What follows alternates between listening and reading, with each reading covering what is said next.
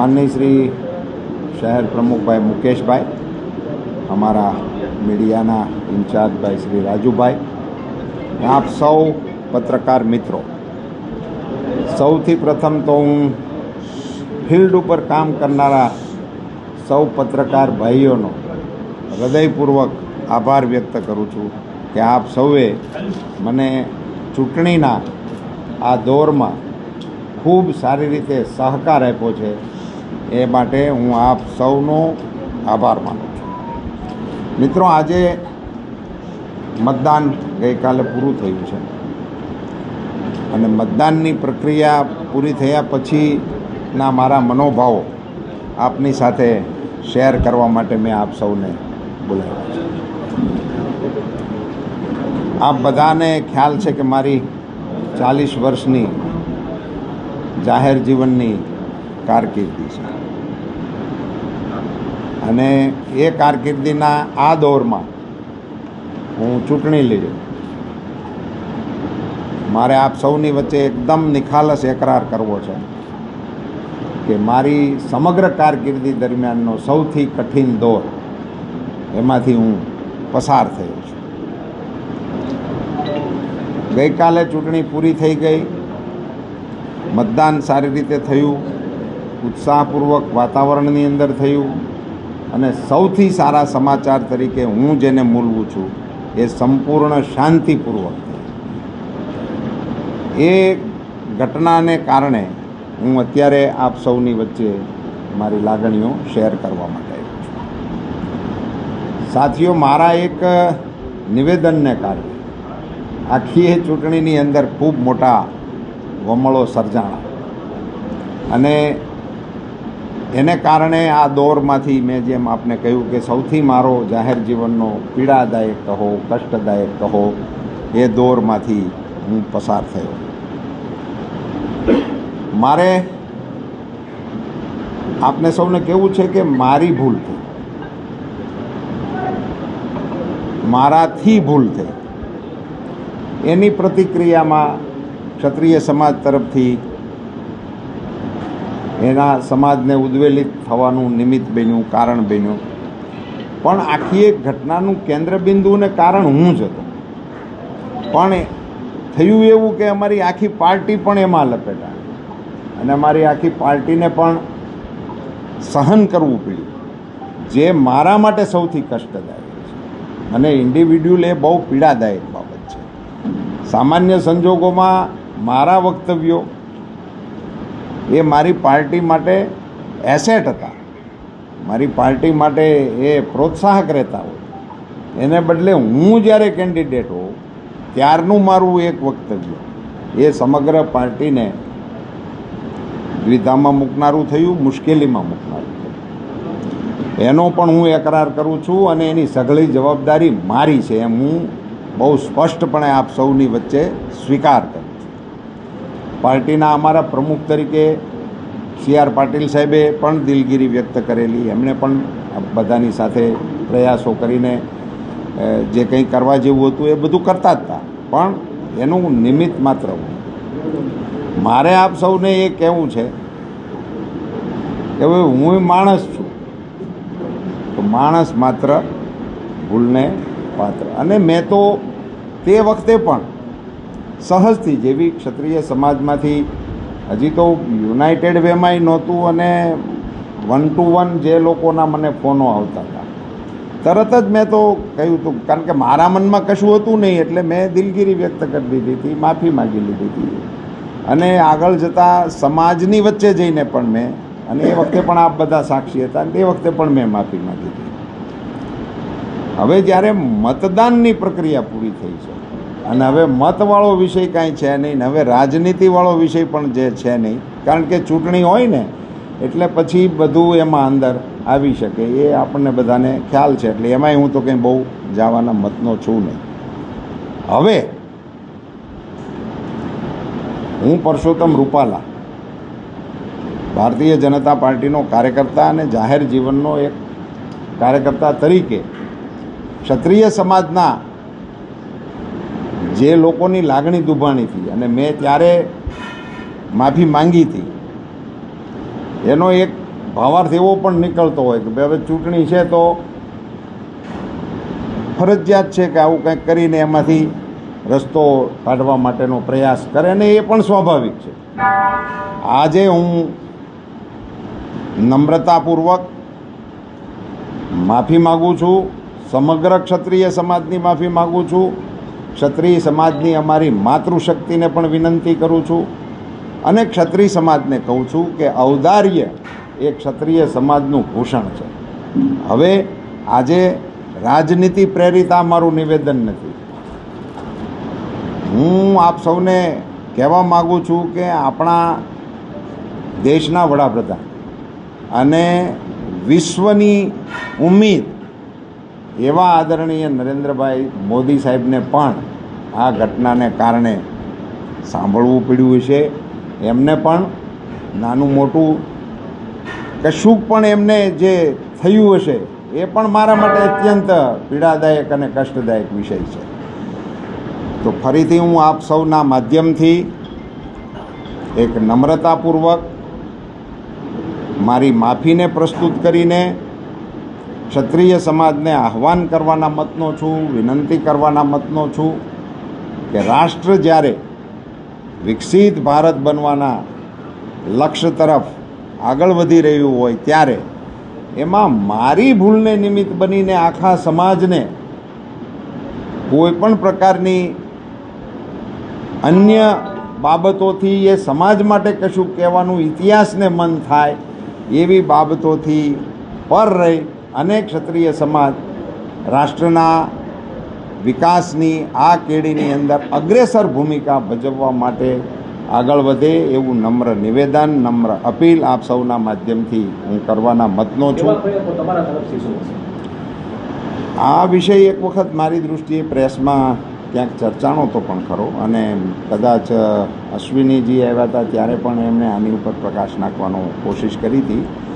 બે બાબતો છે એમાં કે રાજકોટ જેમ શરૂઆતમાં ઓટો પાર્ટ્સનું પાયલોટિંગ કરતું નગર બન્યું અને સ્ટાર્ટ અહીંથી થયો ઉદ્યોગ, અને અત્યારે દેશભરમાં એની એક શાખ પણ બની ગઈ છે.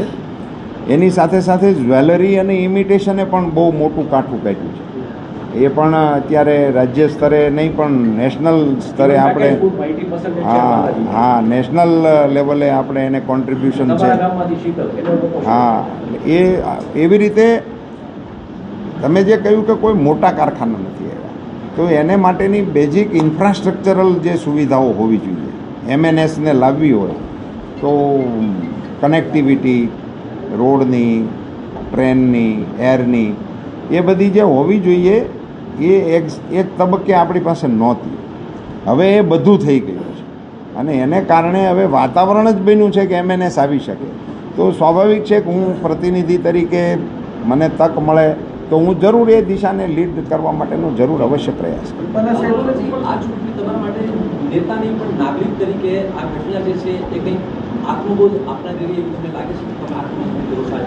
નહીં, મેં તો કહ્યું ને, મારી શરૂઆતની સ્પીચમાં કહ્યું કે આ તો મારી પોતાની સ્ટ્રેન્થ હતી. હવે આ કેમ થયું છે એનું વિશ્લેષણ કરવાનો કોઈ મતલબ નથી. એટલે આત્મબોધ નહીં, એ તો સ્વાભાવિક હોય છે કે ભૂલથી જ માણસ શીખતો હોય છે. 8 વર્ષ થઈ ગયા કે 10 વર્ષ થયા રાજકોટમાં વેગન ડિપો રેલવે બનાવવાનું એવી નેશનલ લેવલથી જાહેરાત થઈ હતી, રેલવે મંત્રી દ્વારા જાહેરાત થઈ હતી, કેન્દ્ર સરકાર દ્વારા જાહેરાત થઈ, પણ હજી સુધી એમાં કાંઈ નિર્ણય પણ નથી. ક્યારે કાંઈ એની જગ્યા ફાઇનલ થઈ ગઈ છે, એને વર્ક ઓર્ડર સુધીની તૈયારીઓ થઈ ગઈ છે અને એ મળી જશે બહુ નજીક ભવિષ્યમાં. તમને ડિટેલ જોઈતી હશે તો પણ હું આપીશ. કન્ટેનર માટેનું પૂછો છો ને? 2019 સરખામણીએ મતદાન પ્રમાણમાં બધી જગ્યાએ ઓછું થયું છે, સૌરાષ્ટ્રમાં બધી જગ્યાએ ઓછું થયું. શું માનો છો, ઓછા મતદાનનું કારણ શું હોઈ શકે અને એનીથી કોઈ અસર થશે ભાજપને? એક તો મતદાન ઓછું થાય કે વધારે થાય એનીથી ભારતીય જનતા પાર્ટીને અસર થાય એવું કદી નથી હોતું. મતદાનની અસર બંને પક્ષને સમાન ધોરણે થતી હોય છે, પક્ષને પ્રતિપક્ષને. મતદાન ઓછું થવાના બે કારણો હોય છે. એક મતદાતાઓમાં નિરુત્સાહ હોય એને કારણે મતદાન ઓછું થતું હોય છે, અને બીજું એક કારણ એ હોય છે કે સ્પર્ધામાં જો બરાબરની સ્પર્ધા ન હોય તો પણ દાખલા તરીકે આપણો અનુભવ એવો છે, ગ્રામ પંચાયતમાં જેવું મતદાન થાય એવું તાલુકામાં ન થાય, તાલુકા જિલ્લામાં થાય એવું ધારાસભામાં ન થાય, અને ધારાસભામાં થાય એવું લોકસભામાં ન થાય.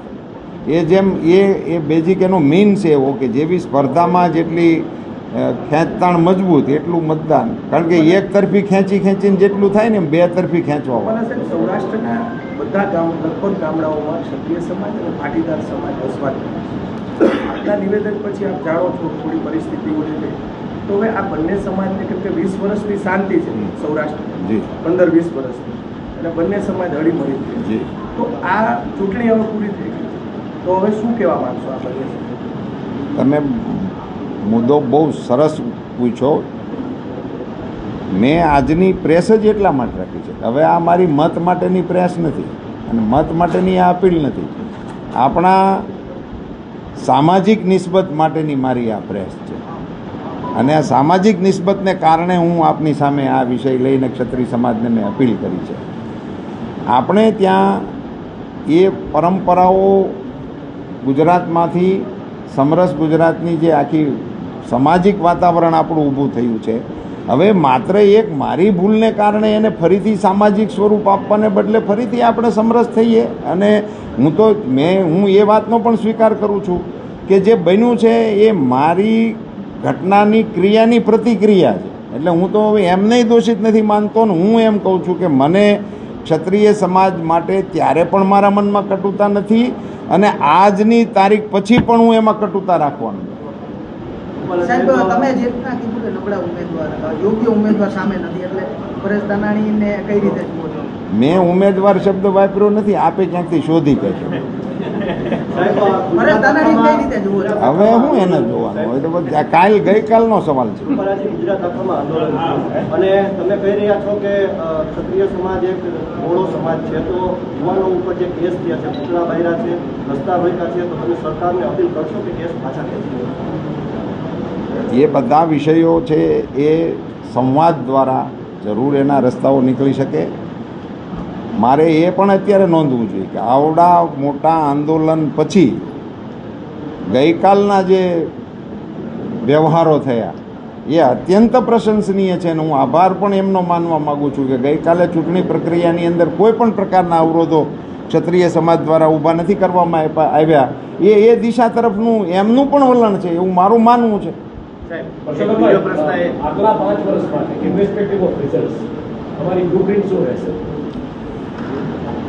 એમાં સાહેબ એવું છે કે અહીંયા રાજકોટ કોઈ એવું ક્ષેત્ર નથી કે જેને માટે નવી બ્લુપ્રિન્ટ બનાવવી પડે. રાજકોટમાં અમારા ખમતીધર આગેવાનોએ અહીંયા નેતૃત્વ કરેલું છે, ખેડેલું છે, એને આગળ લઈ જવા માટેના જ મારે પ્રયાસો કરવા.